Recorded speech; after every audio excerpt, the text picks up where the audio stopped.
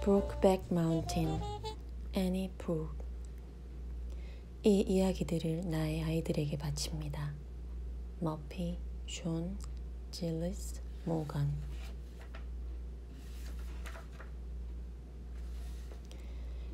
이보다 더 현실적인 곳은 없다. 은퇴한 와이오밍 카우보이. 벌거숭이 소.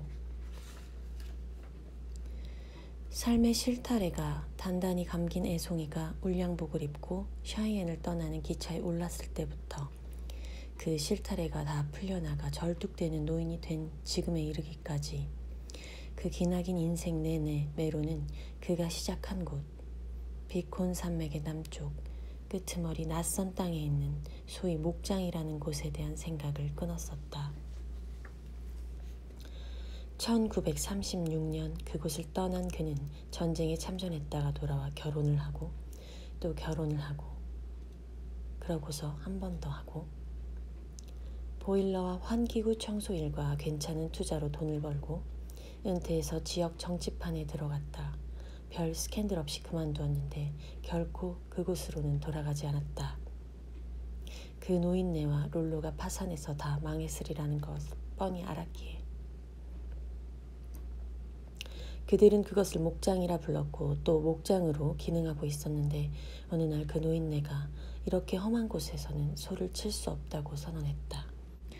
소가 절벽에서 떨어지고 구멍 팬 땅에 빠지며 사자의 약탈 때문에 수많은 송아지들을 포기해야 하고 소목이 풀은 자라지 않은 채 등대풀과 캐나다 엉겅퀴만 무성한 데다 바람이 엄청난 모래를 실어다가 차 앞 유리를 뿌옇게 만들어버리는 이런 곳에서는 말이다.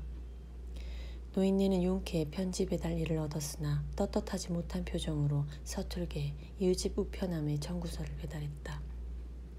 메로와 룰로에게는 편지 배달이 그들에게 닥친 목장일에서 도망치는 것으로 보였다. 사육하는 소는 82마리로 줄고 소 한 마리의 값은 $15도 안 나갔으나 그들은 여전히 울타리를 고치고 소의 귀를 자르고 소의 낙인을 찍고 진흙탕에서 소를 끌어내고 사자를 사냥했다. 조만간 노인네가 애인과 술병을 기고 텐슬립으로 이사가리라 기대하며 그렇게 그곳을 잘 일궈나갔다. 제입 코콘이 그들의 할머니인 올리브를 실망시켰을 때 할머니가 그랬던 것처럼 하지만 그 노인네는 그곳을 뜨지 않았고 결국 메로우는 이후 60년의 실타래를 다 감도록 매사추세츠 울프트에 있는 식민지 시대 풍집 거실에서 헐떡거리며 실내 자전거를 타는 80 먹은 채식주의자 호라비로 사는 신세가 됐다. 어느 습한 아침 한 여자가 다급한 목소리로 전화를 걸어 자기가 틱의 부인 루이스라며 그에게 와이오밍으로 돌아와 달라고 했다. 그는 그녀가 누군지 틱은 또 누군지 알지 못했다.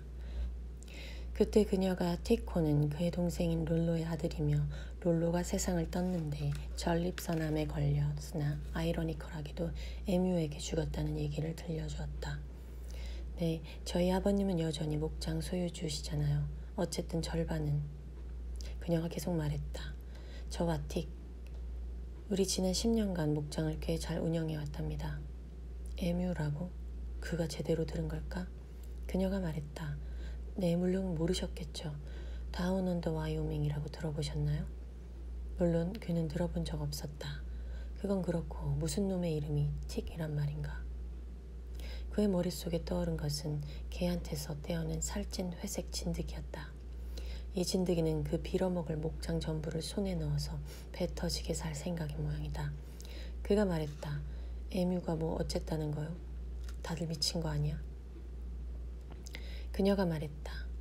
옛날 그 목장이 이제 다운 언더 와이오밍이 된 거예요. 아버님은 목장을 걸스카우트에 팔았는데 걸스카우트 단원 하나가 사자한테 끌려가는 바람에 걸스카우트 연맹이 목장을 몇 년간 거기서 소를 치던 옆집 배너 목장에 다시 팔았고 그런 다음 또 목장이 부유한 호주 사업가에 넘어가면서 다운 언더 와이오밍이 시작된 거죠. 하지만 그는 사업을 하기에 너무 멀리 있었던 데다 관리자 운도 없었어요.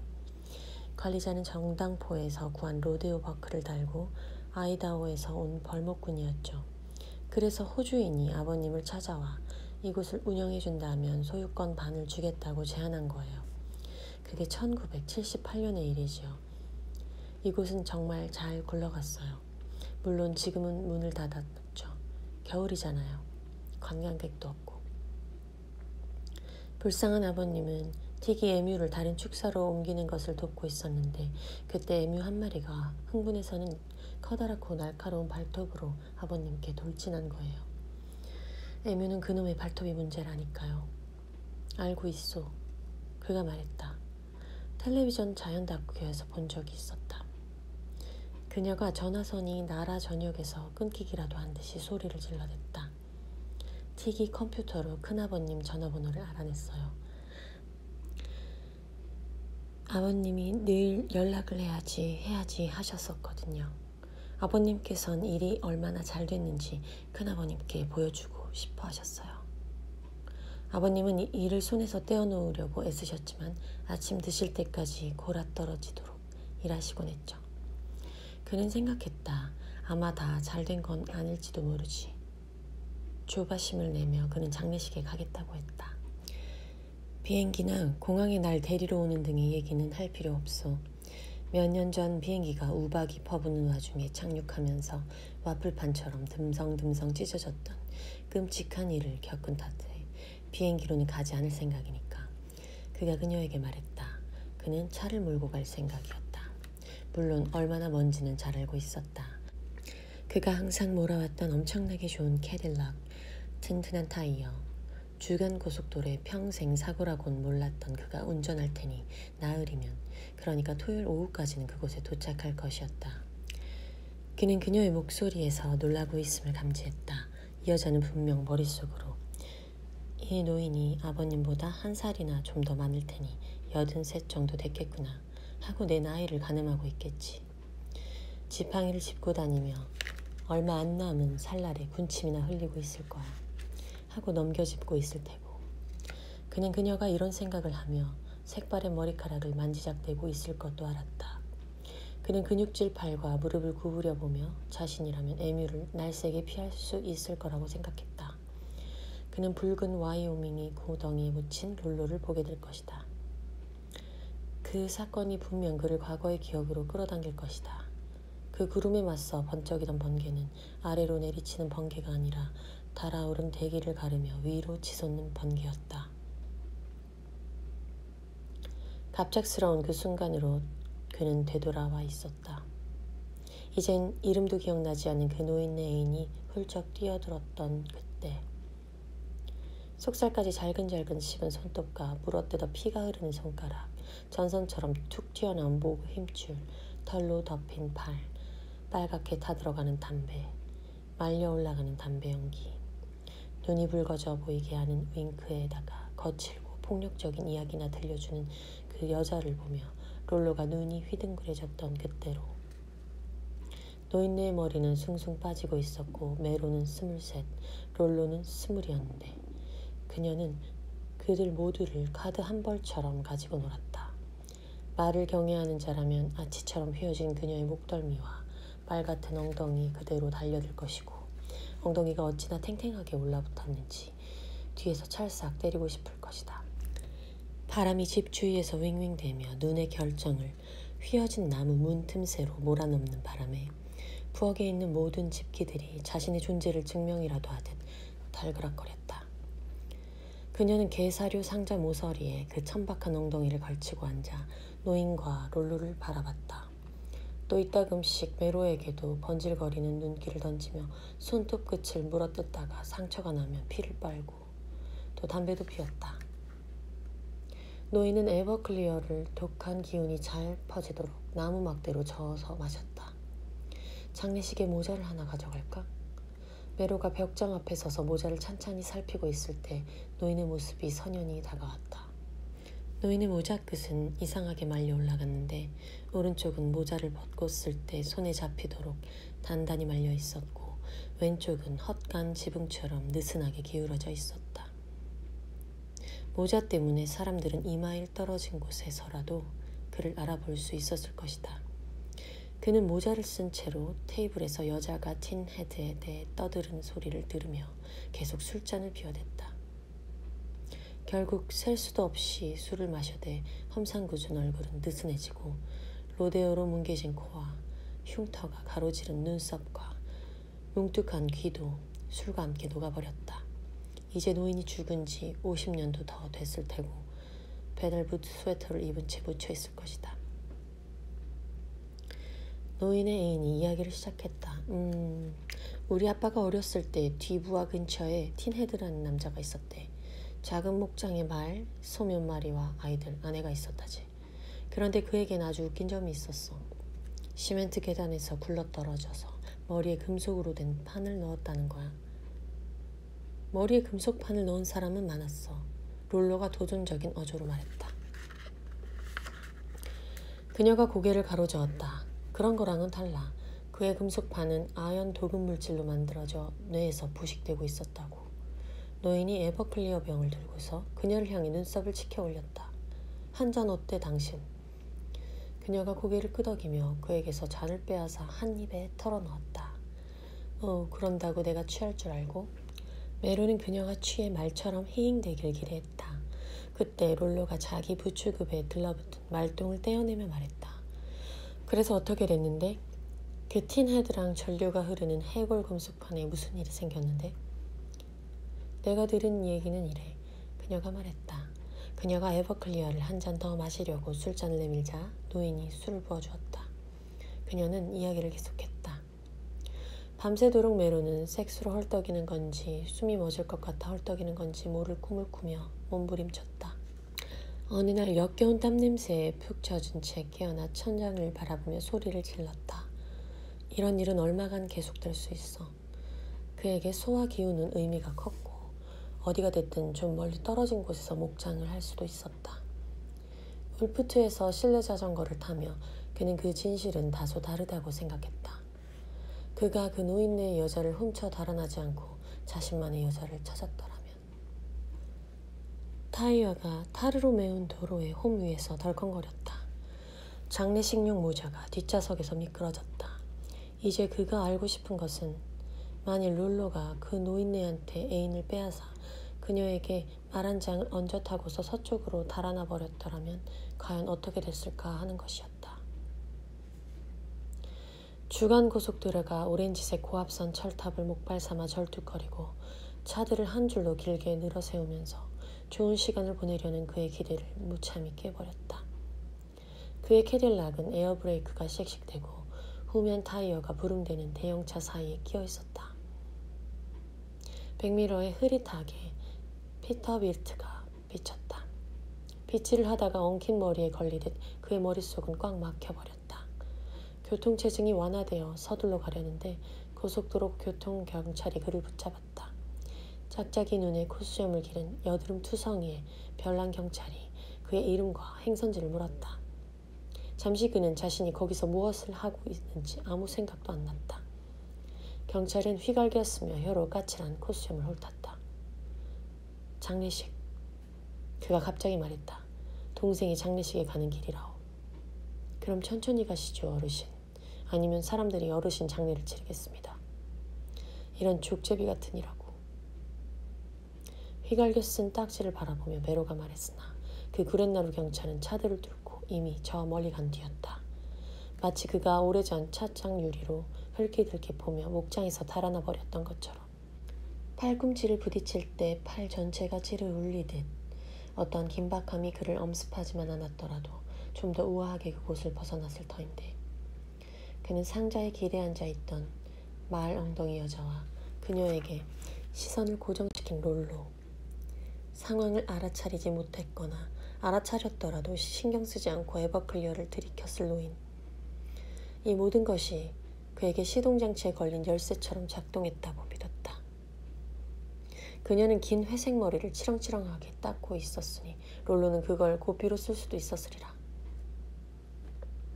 그래, 그녀가 낮고 그럴듯한 거짓말쟁이 목소리로 말했다. 모든 게 어긋나버린 틴헤드의 목장에 대해 얘기해줄게.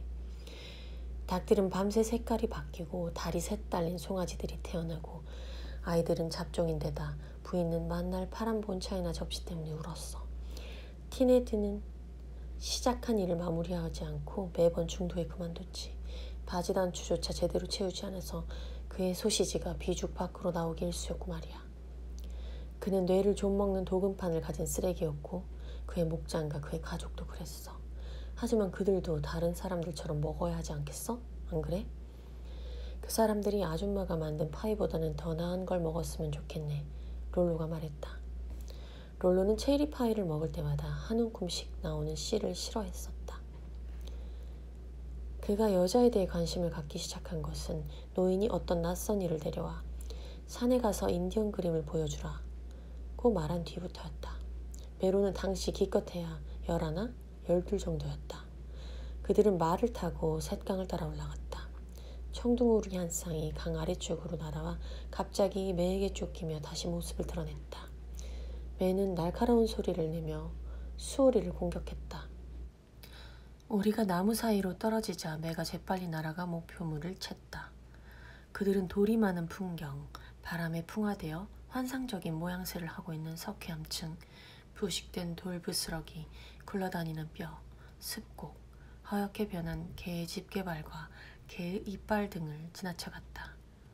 그는 소나무 그늘에 말을 메고서 가지가 세차게 뻗어있는 젓갈색 마호가니를 뚫고 오버행까지 인류학자를 데리고 올라갔다. 그들 위로 솟은 벼랑은 주황색 이끼를 빛내며 듬성듬성 굴이 나 있었고 안붕은 오랜 세월 동안 쌓인 맹금의 배설물들로 거뭇해져 있었다. 인류학자는 왔다 갔다 하며 붉고 검은 그림이 그려진 돌들을 유심히 바라봤다. 들소두개골, 사냥의 행렬, 창을 든 전사, 거꾸로 뒤집혀 창에 꽂혀 죽어있는 남자, 덫을 향해 걸어가는 칠면조, 두 발로 일어서서 날뛰고 있는 거대한 붉은 곰, 동심원과 십자가와 격자무늬.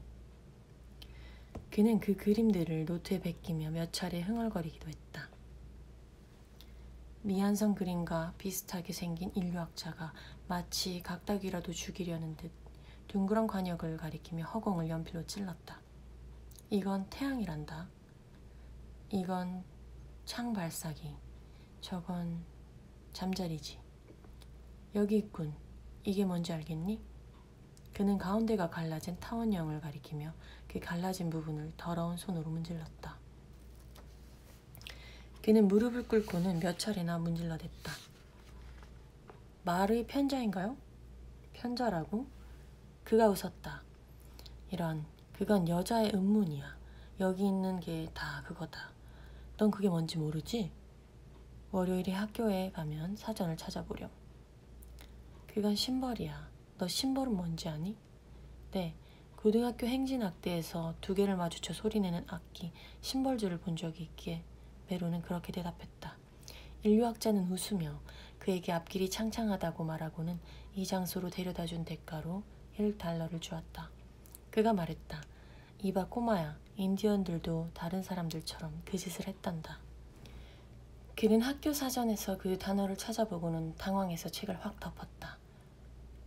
그래도 돌에 남겨진 암갈색의 그 이미지만큼은 그에게서 떠나지 않았고 군대 행진곡까지 배경음으로 들리면서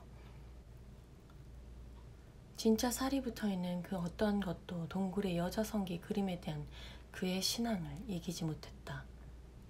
하지만 기어들어와 암말처럼 히잉거리는 모습을 떠올리게 하는 노인의 애인에 대해서만큼은 예외였고 이는 벽에 그려진 그림에 대한 것이 아니라 진짜 살덩이에 대한 것이었다. 목요일 밤 그는 우회로와 공사 구간 때문에 더 이상 가지 못하고 디모인 외곽에 머물렀다. 콘크리트 모텔 방에서 그는 알람을 맞춰놓았으나 알람이 울리기도 전에 자신의 씩씩대는 숨소리에 깨고 말았다. 5시 15분. 밖이 왠지 훤해 창문 비닐 커튼 사이로 내다보니 자기 차가 눈에 덮인 채 빈방 있음이라는 모텔 사인 아래 파란 빛을 번쩍이고 있었다. 욕실에서 그는 인스턴트 모텔 커피를 타와 인공 감미료와 크림 없이 블랙으로 마셨다. 그에겐 카페인이 필요했다. 마음이 뿌리째 시들어버린 것 같았다. 가느다란 눈발이 내리는 추운 아침이었다. 그는 캐딜락 문을 열어 시동을 걸고 트레일러 같은 몸집 큰 차들의 행렬 속에 끼어들어갔다. 헤드라이트의 붉은 섬광 속에서 그는 서쪽 진입로를 놓쳐버려 푹푹 빠지는 진흙탕 길로 들어서게 됐다. 모텔에 빈 방 있음 사인을 표식으로 해서 돌고 또 돌았으나 그게 다른 모텔 사인이었던 탓에 결국 엉뚱한 곳으로 가고 말았다. 다른 징그러운 길은 페이스트리를 계기판에 던져놓고 보온컵에 담긴 커피를 홀짝이는 통근자의 순환도로로 이어져 있었다. 순환도로 중간쯤에서 그는 주경계선 진입로를 찾아내 그쪽으로 방향을 바꾸다가 최면술로 금연, 효과 있음 이라고 커다랗게 써놓은 트럭과 충돌했다. 차는 또 기다란 리무진의 뒤를 받쳤고 그 리무진은 다시 조합 픽업 트럭에서 입을 쩍 벌리며 하품하고 있는 운전자에게 후면을 바쳤다. 그는 에어백에 눌려 이 일들을 거의 보지 못했다. 입안은 먼지가 그득했고 안경 유리 조각에 코를 벤 상태였다. 그는 제일 먼저 아이오와와 그곳에 사는 사람들에게 저주를 퍼부었다. 그의 소매에 핏자국이 떨어져 있었다.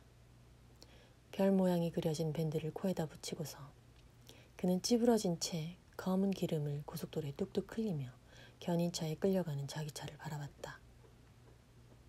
택시가 그와 여행 가방과 장례식용 모자를 싣고서 파시모터스로 갔다. 그곳엔 궤도를 벗어나 인공위성처럼 나사빠진 세일즈맨이 있었다. 거기서 그는 자기 차처럼 검은색이지만 3년 더 된 크림색 가죽이 아니라 빛바랜 벨루어 의자가 있는 중고 캐딜락을 샀다. 그는 좋은 타이어를 찾아서 갈아 끼웠다. 그만 원하면 담배꾸러미처럼 차들을 사서 다 피워버릴 수도 있었을 것이다.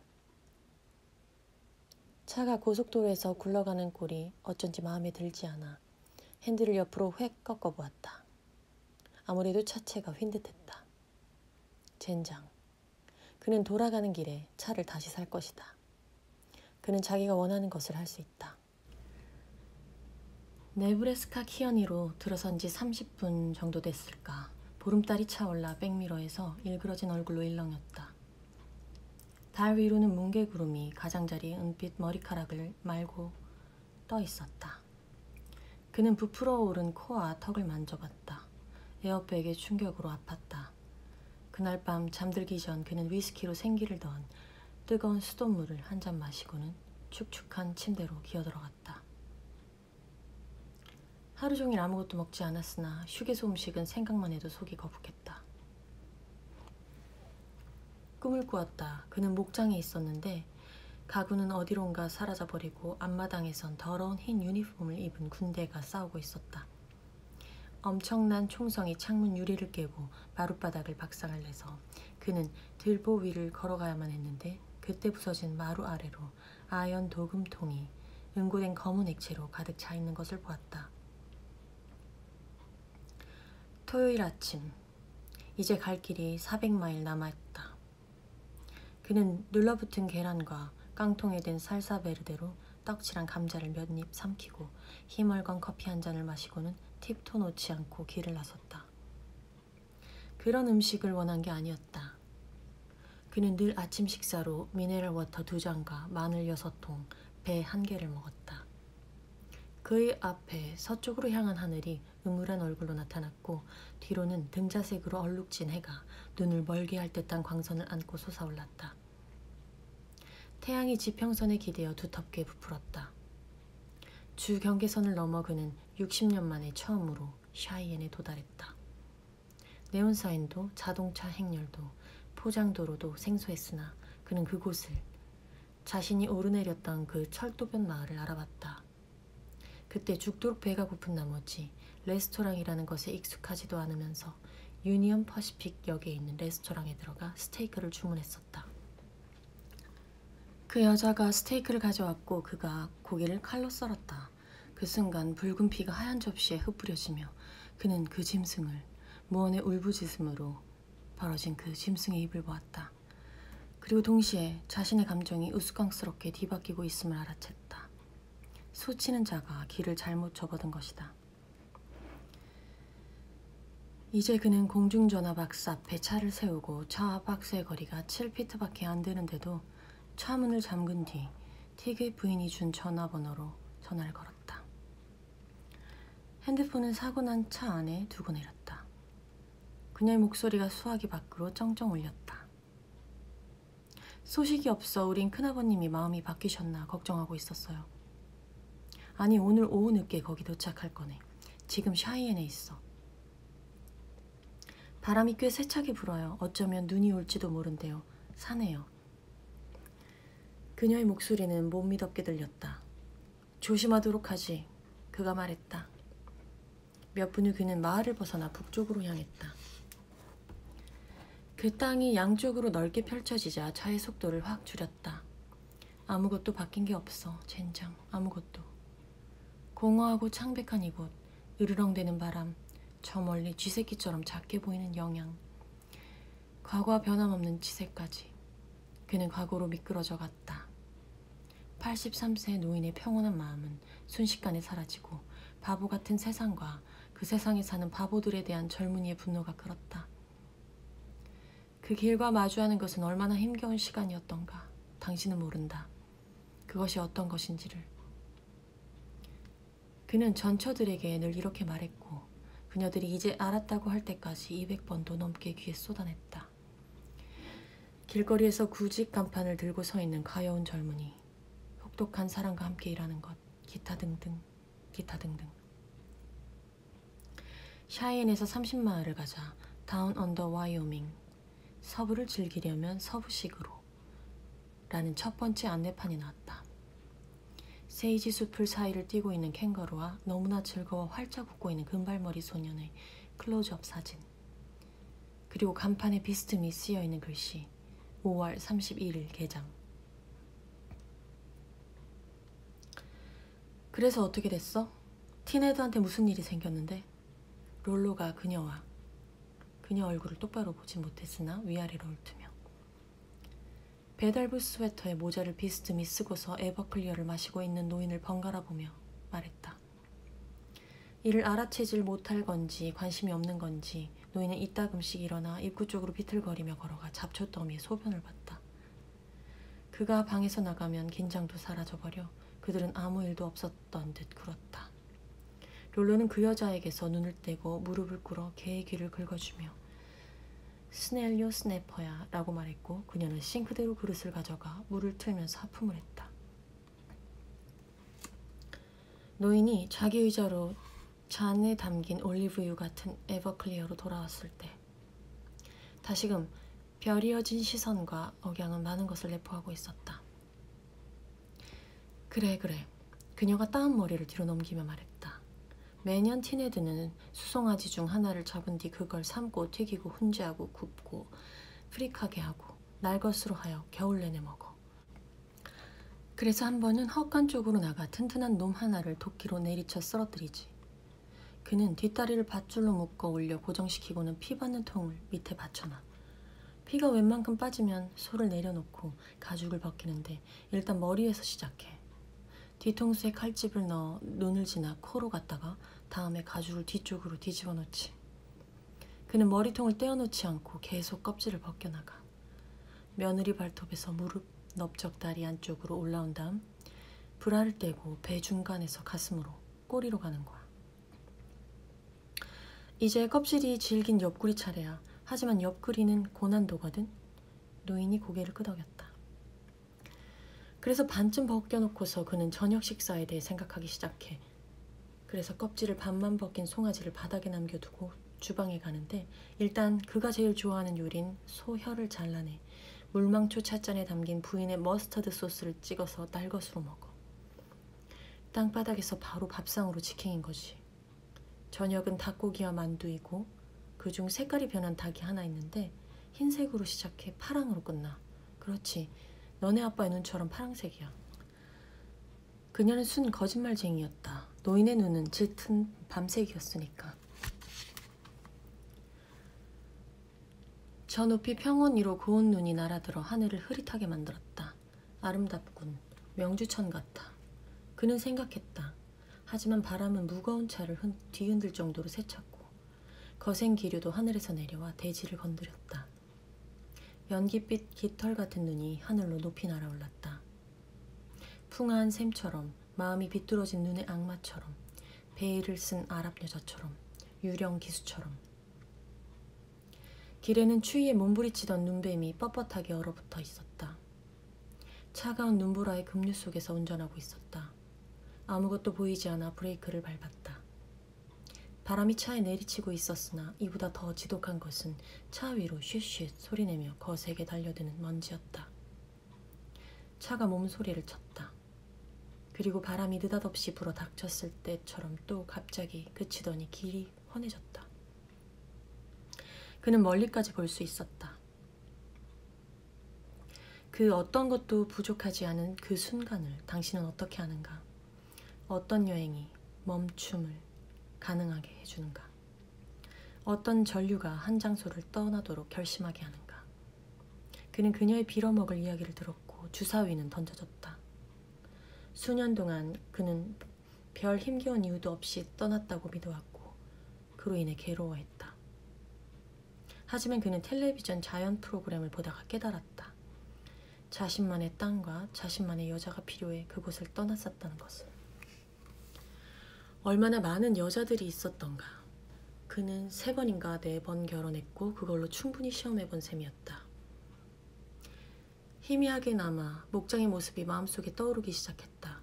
그가 만들었던 친숙한 울타리, 단단히 동여맨 울타리 줄과 각이 딱 떨어지는 모서리, 마른 골짜기와 노두, 물이 흐르는 가파른 계곡, 살점이 조금 붙은 뼈대처럼 치솟은 절벽. 개울은 갑자기 땅속으로 돌진해 눈먼 물고기의 지하 어둠 속으로 사라졌다가 이웃집에서 서쪽으로 10마일 떨어진 산 위에서 다시 솟아났으나 그들의 목장만큼은 바스러질 듯 마른 불무지로 남겨뒀다. 높다란 동굴이 있는 가파른 계곡은 사자들의 은신처였다. 그와 롤로는 그 겨울 초 여자 성기가 그려진 오버행 근처에서 사자 2마리를 쏘았다. 그 위에 있는 동굴은 사자가 좋아할 법한 곳이었다. 잔뜩 찌푸린 하늘을 안고 그는 길을 계속 갔다. 60마일을 앞두고 눈이 다시 내리기 시작했다. 버펄로에서 길이 오르막이 됐다. 창백한 눈송이들이 행성만큼 서로 멀리서 드문드문 내리더니 점점 더 많아졌다. 10분 뒤엔 1시간에 20마일을 거의 기어가는 꼴이 됐다. 차창 와이퍼에서 막대기를 계단 아래로 질질 끌고 내려갈 때처럼 딱딱 소리가 났다. 고갯길에 다다랐을 때 그날의 빛이 꺼져갔다. 산이 눈 속에서 사라지며 진창이 된 유턴 길이 앞에 나타났다. 그는 저속 기어로 천천히 차를 몰았다. 겨울산에서 운전하는 법은 잊지 않았으므로. 하지만 바람이 다시 불어닥쳐 차를 내리쳤고 눈앞엔 눈밖에 보이지 않았다. 그는 고도로 어지러운 가운데에서도 길을 똑바로 가려고 진땀을 흘렸다. 미끄러지고 허우적대고 반고우의 태양처럼 불빛들이 반짝이는 텐슬립까지는 12마일이 더 남았다. 그가 그곳을 떠났을 땐 전기라는 건 없었다. 당시 읍내와 목장 사이의 17마일은 어둡고 불빛 없는 길이었는데 이제 기나긴 세월이 그 먼 거리를 없애버렸다. 자동차 헤드라이트가 표지 하나를 비쳤다. 와이오밍까지 20마일. 에뮤와 들소가 그 문고를 곁눈질하고 있었다. 그는 눈 위에 홀로 흔적을 남기며 계속 나아갔다. 희미하긴 해도 식별은 가능했다. 히터팬은 윙윙 돌고 있었으나 라디오도 뿌연 헤드라이트 너머도 모두 침묵을 지켰다. 하지만 모든 게 그대로였다. 아프도록 익숙한 길의 모양새, 그가 어렸을 때와 마찬가지로 아련히 보이는 우뚝바위, 60년 전에도 그랬듯이 버려진 페리어는 동쪽으로 기대고 있었다. 그가 즐겨 다니던 길이 굽어지는 곳에 있던 배너 목장의 대문, 눈 속 유령처럼 희미하게 하지만 짜증 섞인 삐걱 소리를 내며 바람에 흔들리던 그 철문도 날씨에 상처 입은 흔적을 내비치지 않고 있었다. 5줄로 팽팽하게 엮여진 울타리와 희미하게 움직이는 솥대도 그대로였다. 이 모든 것을 눈으로 본다는 것은 생생한 악몽이었다. 이제 오르막 꼭대기에서 좌회전하면 그 목장으로 난 길이 나타날 것이다. 그는 이제 어둠 속을 뚫고 아무 흔적 없는 길 위를 달리고 있었다. 롤로에게 윙크를 하며 그 여자가 말했다. 그래, 티네드는 저녁을 반쯤 먹고 나서 낮잠을 자야 해. 얼마 후 그는 다시 일어나 밖에 나가 팔을 쭉 뻗고 하품을 하면서 말하지. 가죽 벗기는 일을 마저 끝내야겠군. 하지만 그 손은 거기 없어. 사라져버린 거야. 남아있는 거라곤 먼지와 지푸라기를 뒤집어 쓴 채 땅에서 뒹굴고 있는 혀와 개가 핥고 있는 피 양동이뿐이지. 그냥 말을 할 땐 별 문제 되지 않을 법한 그녀의 목소리는 사람을 끌어당기고 투항기 기타처럼 낮고 허스키하며 언뜻 건초가 와삭거리는 듯 들렸다. 어쩌면 그녀에겐 꺼진 불에서 새어나오는 연기 냄새가 날지도 모르겠다. 그가 어떻게 목장으로 가는 새끼를 놓쳐버린 걸까? 그의 마음에 그토록 선연한데. 회색빛으로 굽이진 모퉁이, 늦도록 눈이 남아있는 낮은 지대, 트럭이 달려갈 때 옆구리를 찰싹 때리던 버드나무가 있는 그 목장을. 그는 그곳을 향해 1마일 갔으나 터나는 곳이 나오지 않았고 2마일 너머에 있는 밥치킨 목장 쪽을 봐도 아무것도 없었다. 그는 차를 돌려 되돌아갔다. 길이 거기 없는 걸 보니 롤로는 오래된 그 진입로를 버린 모양이다. 밥 키친의 집은 불이나 바람에 사라져버렸을 테고 그가 터나는 곳을 발견하지 못했더라도 그리 큰 손해는 아니다. 텐슬립으로 돌아가 모텔을 찾아보면 되니까. 하지만 침 한 번 뱉으면 될 만큼 가까이 있는데 이제 와서 포기하긴 싫었고 목장에서 약 20분 거리에 있는데 날씨 더러운 이 밤에 컴컴한 길을 되돌아가기도 싫었다. 그는 아주 천천히 차를 몰아 자기가 왔던 길을 따라갔다. 이윽고 목장 입구가 오른쪽에 나타났다. 비록 문은 없어지고 간판도 떨어졌지만 세이지 숲으로 가려진 탓에 그가 그곳을 놓쳤던 것이다. 그는 약간의 승리감을 느끼며 안으로 들어섰다. 하지만 눈 아래 길이 갈수록 점점 더 험해지며 울퉁불퉁한 돌에 차가 이리저리 뒤뚱거리자 여기가 어디든지 간에 하여튼 맞는 길은 아니라는 것을 깨달았다. 길이 좁아 차를 돌릴 수도 없어 그는 창문을 내리고 목을 쭉 빼어 후방 미등이 비춰주는 불그스름한 거리만 뚫어지게 응시하며 아주 조심스레 후진을 하기 시작했다. 그때 오른쪽 후면 타이어가 돌 위에서 공회전하더니 미끄러지며 수렁으로 빠졌다. 타이어가 눈 속에서 헛돌았으나 그에겐 지뢰장치도 없었다. 난 여기 앉아있을 거야. 그가 큰 소리로 외쳤다. 여기 앉아있다가 날이 밝으면 배너의 집까지 걸어가서 커피 한 잔 달라고 하겠어. 춥겠지만 얼어 죽진 않겠지. 머릿속으로 상상했다. 밥 배너가 문을 열고서 말한다. 아니 이거 메로 아니야? 어서 들어와 커피 한 잔 하며 비스켓 좀 들게나. 하지만 곧 밥 배너가 그 역할놀이를 하긴 너무 늙은 나이인 120세임을 깨달았다. 아마도 여기는 배너의 문에서 3마일 정도 떨어진 곳일 테고 배너 목장집은 그 문에서 또 7마일 떨어져 있을 것이다. 즉 눈부러와 고도 속에서 10마일을 걸어가야 한다는 얘기다. 한편으로 기름도 반통밖에 남지 않았다. 잠깐은 운전할 수 있겠지만 곧 시동이 꺼질 테고 밤새도록 시동을 걸어보게 될 것이다. 운이 나빴으나 어쩌겠는가. 참는 것만이 방법인 것을. 그는 덜컹거리는 차 안에서 30분 정도 졸다가 경련과 복통이 일어나 깼다. 누워서 자고 싶었다. 그 빌어먹을 타이어 아래 평평한 돌을 놓을 순 없을까? 죽으란 법은 없어. 그가 말했다. 응급 가방 안에 회중전등이 있나 싶어 뒷좌석을 더듬거리다가 그는 견인되어 간 차 안에 조명탄, 카폰, AA 카드, 회중전등, 성냥, 초, 파워바와 생수병이 있다는 사실을 기억해냈다. 그것들이 아마도 지금은 빌어먹을 견인차 운전수 부인의 차에 있겠지. 하지만 눈에 반사되어 시야가 넓을지도 모른다. 그는 장갑을 끼고 두터운 코트를 입고서 밖으로 나가 차를 잠그고는 차 뒤쪽으로 돌아가 무릎을 꿇었다. 미등이 차 후면 아래에 있는 눈을 신선한 혈흔처럼 비추고 있었다. 타이어가 공회전하는 바람에 사람이 누워 들어갈 만큼 땅이 파였다.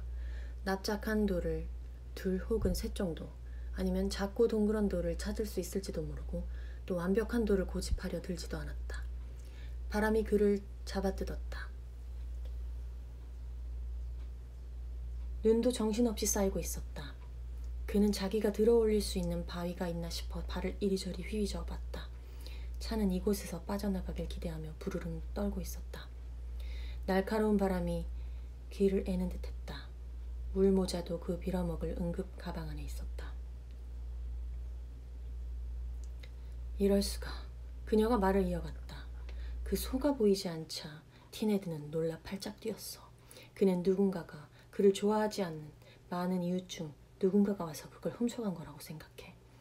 그래서 타이어 발자국과 발자국을 찾아보지만 늙은 소의 발자국 말고는 아무것도 없는 거지. 그는 눈에 손을 갖다 붙이고서 멀리를 바라봐.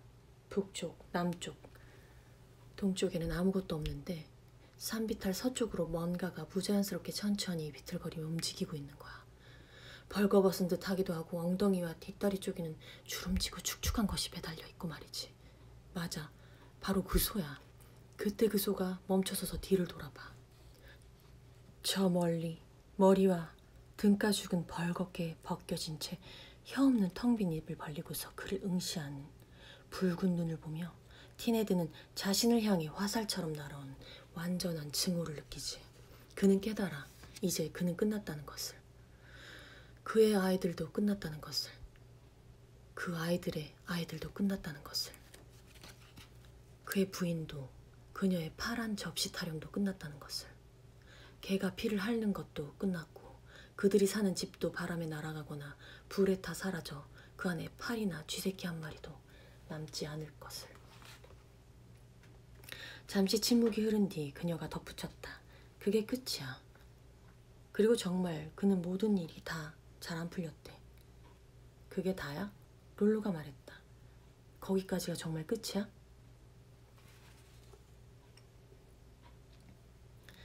하지만 그는 자신이 목장에 있음을 알았고 그걸 느꼈고 이 길 역시 알았다. 강 아래 그 길은 목장의 주도로가 아니라 그가 생각해내지 못한 좀 낮은 입구였다. 이제 주입구가 배너 목장 앞에서 갈라진 비탈길에 있다는 사실이 떠올랐다. 이게 무슨 길인가 의아해하며 그는 적당한 도를 찾았다. 그의 기억 속 목장은 이제 선명하지 않고 마치 밟혀 으깨지듯 지워버려졌다. 기억하고 있던 문은 부서지고 울타리는 흔들렸으나 그 불모지는 엄청난 존재가 되어버렸다.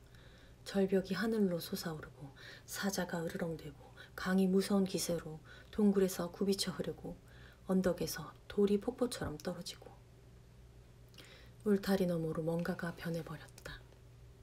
그는 차 문손잡이를 잡았다. 잠겨 있었다. 계기판 빛으로 차에 시동을 건 채 두려고 꽂아둔 열쇠가 희미하게 반짝이는 게 보였다. 거의 코미디였다.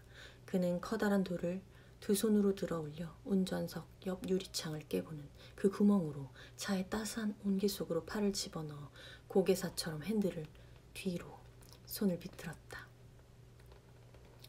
운동과 너트 커틀릿과 녹색 이파리 채소로 몸이 유연해지지 않았더라면 결코 자동차 키에 손이 닿지 못했으리라. 손가락이 키를 스치며 붙잡았고 그는 마침내 열쇠를 손에 넣었다. 이게 바로 진짜 남자와 애송이를 구분하는 방법이지. 그가 소리쳤다. 손가락으로 열쇠를 움켜쥐면서 그는 조수석 문을 흘낏 봤다. 문이 걸쇠가 올라가 있었다. 차라리 문이 똑같이 잠겨 있었더라면. 록 버튼을 올리기만 하면 되는데 왜 그리 열심히 열쇠를 잡으려 했던가. 그는 악담을 퍼부으며 고무 매트를 끄집어내서 돌 위에 털고는 다시 비틀거렸다. 어지럽고 목도 엄청나게 마르고 배도 고파 눈송이를 향해 입을 벌렸다. 그는 그날 아침에 눌어붙은 계란 말고는 이틀 동안 아무것도 먹지 못했다. 그는 이제 탄 계란을 수십 개라도 먹을 수 있을 듯했다. 깨진 창문 사이로 눈이 울부짖었다. 후진 기어를 놓고 천천히 엑셀을 밟았다. 또다시 목을 돌려 붉은 섬광 속에서 20피트, 30피트를 후진했으나 이번에도 미끄러지며 빙빙 돌았다. 눈이 너무 많았던 것이다. 평평해 보이지만 온통 바위투성이에다가 눈으로 깊어진 잔혹하게 길고 경사진 구름을 그는 후진해 올라갔다. 차가 밧줄처럼 이리저리 비틀린 자국을 남기고 있었다.